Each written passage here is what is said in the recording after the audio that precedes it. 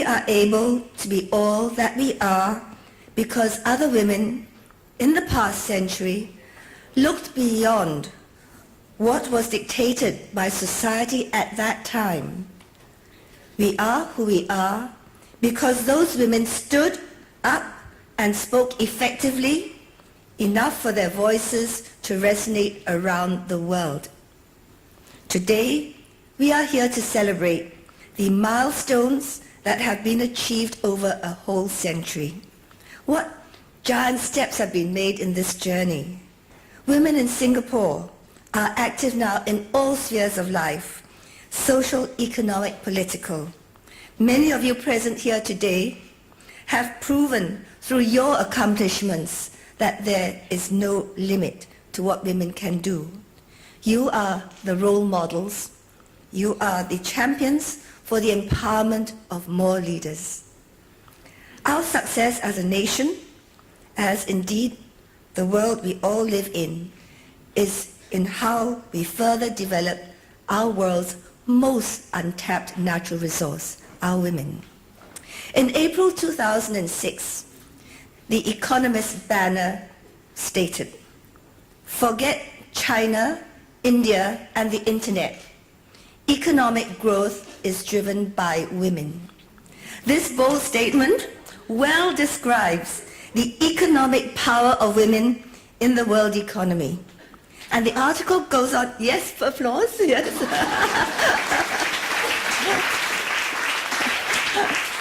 The article goes on to say that in the developed countries, research shows that the increase in female employment has been the main driving force of GDP growth on a global scale, more so than either new technology or new giants. Our progress depends on the utilization of the best talent, ideas, and innovation. Countries and companies have the skills and talent of their female human resource pool as an important asset. As leaders, managers, employers, employees, women are vital to global economic development. Interestingly, there is also research that suggests a relationship between birth rates, a big concern of many countries, including Singapore, the relationship between birth rates and attitudes towards gender equality. The birth rate trend is positive and the economic development higher in countries where gender equality in the workplace is more prevalent, such as in the Nordic countries. This trend is accompanied by comprehensive work-family policies indicating that policy development is key. It is with this in mind that we are relaunching the Women's Register, a two-pronged initiative by SCWO. The first aims at providing an online platform for younger women to be connected and supported by their more experienced counterparts through a composite online mentoring program. The second, our Board Agenda Initiative, is targeted at promoting the importance of diversity at boardroom levels so that the economic and social benefits of having gender diversity at the very top levels of management of public and private boards is realized. I would like here to record my thanks to our Women Register Advisor, Mrs. Yufu Ishun, Minister of State for MCYS. She has given us unflagging encouragement and support from the very inception of this initiative. Thank you very much.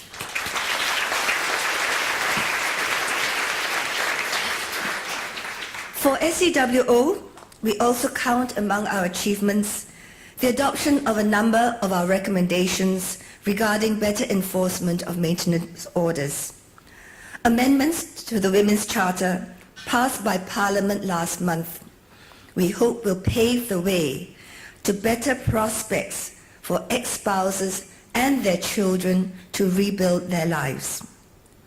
So, the pages of the future are still blank. It is up to us to fill them with pages of achievements equal to those of the past 100 years. And please, could you now join me in a toast to celebrate the next 100 and beyond.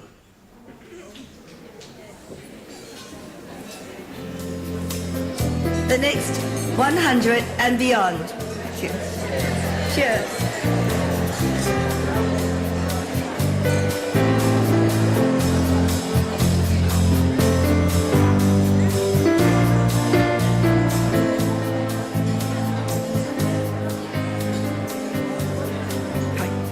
May I take an extra minute to introduce the archival video that SCWO has commissioned. We Are 100 chronicles the last 100 years to record the amazing progress made by women in Singapore. You will hear the voices of our members, their children and grandchildren across SCWO's 51 member organizations as they pay tribute to the past and look towards the future.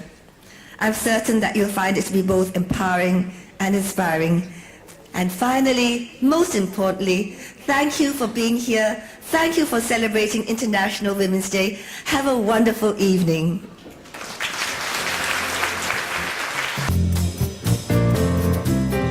Thank you, Mary, and thank you, Laura, for your opening addresses.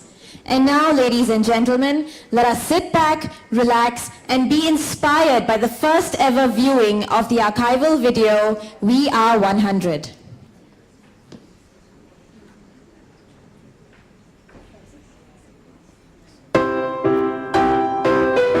I want to change the world with my dreams. I want to inspire all women to lead. I want to play a melody of inspiration. I want to grow our future. I want our voices to be heard. I want to leave my footprints around the world. I want to be the first astronaut on Mars. I want to be a leader of the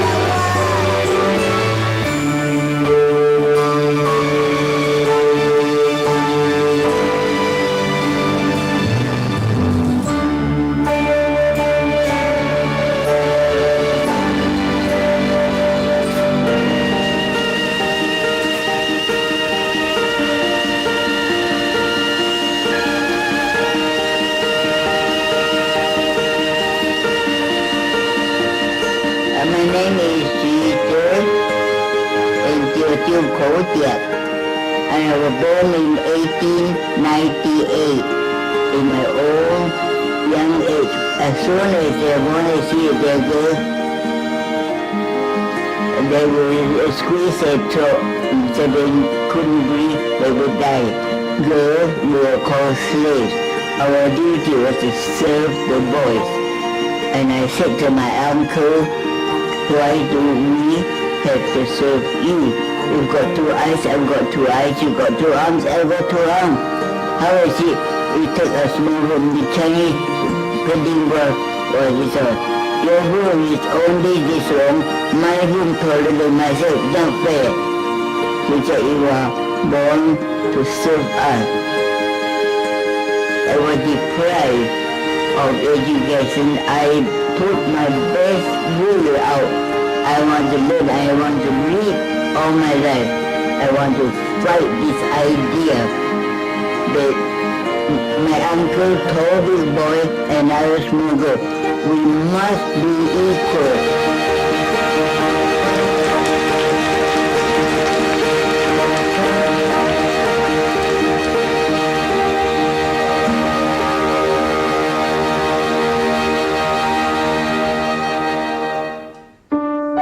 I'm Angeline Wee, aged 44, mother of two. Mother of three. Mom of two teenage girls. I have three grown-up children. I play many roles. I'm an orthopedic and hand surgeon. I'm also a wife, a mother and a grandmother. And I work full-time in my career. I've been in Asia for 25 years, Hong Kong to Singapore since 1991. And I've been in Singapore for the last 15 years. For more than 23 years. And we are lucky to be living in Singapore.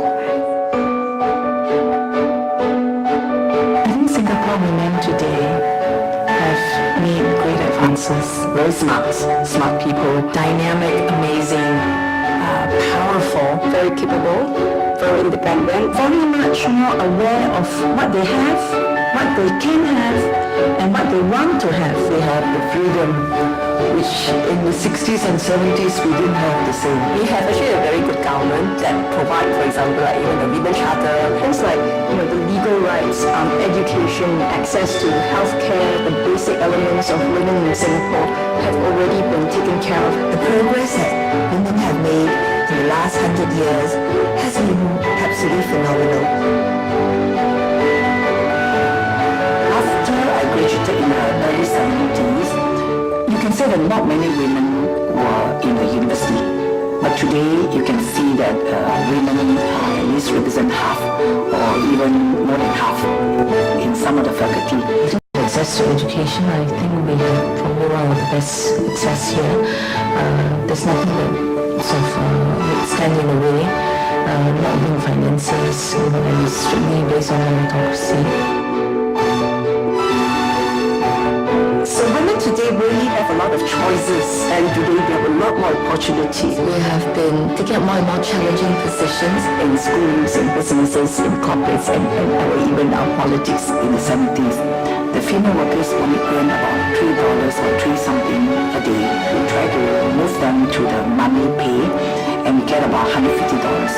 That was groundbreaking for us.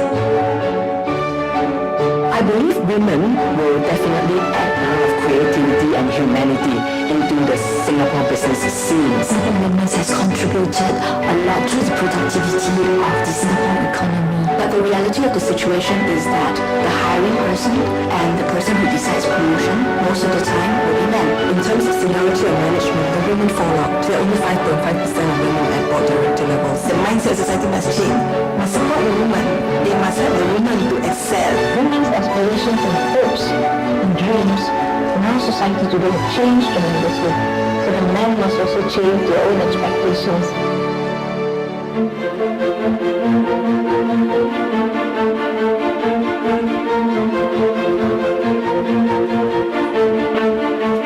SCWO was founded in 1980, and at that time we were a federation of 14 organizations. We are now 51, so our representation of women in Singapore has really increased tremendously. As the National Coordinating Council, what we do with our members is to inform them of issues. We also represent them and their views on an ASEAN and international level. We also represent Singapore in APEC through the Women Leaders Network. Being president of the SCWO is a great honor, it's a privilege, and comes with a lot of responsibilities. I think that we have to understand that whoever you are, you only have 24 hours in a day, and you make your choices. I've often been asked, can women have it all? I think with all the multiple roles that we play, yes, we can have it all, but the it depends on how we define. It is not always easy, but I think it can be done. If you have the ability to believe in yourself, it is a toss between family and work. Today they need to struggle to think very carefully and to understand because they want certain standard of living and they also want to be financial independence. So now we need to think about what is the basic thing in life. Okay, what can wait and what cannot wait. I think to give birth cannot wait, or to marry cannot wait. The most joyous time in my life is not so much about promotion or get higher pay. Actually, when I give birth to my first child. Raising the family is a responsibility that cannot be outsourced. The woman is the first educator in the family.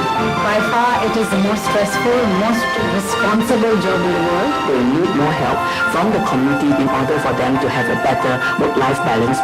So what we serve to do is to be educators, motivators, and inspirers. We hope to be able to mentor young women by providing good role models To show these young people that they can also do the same, to actually grow up into a good person so that they can contribute to the society at large.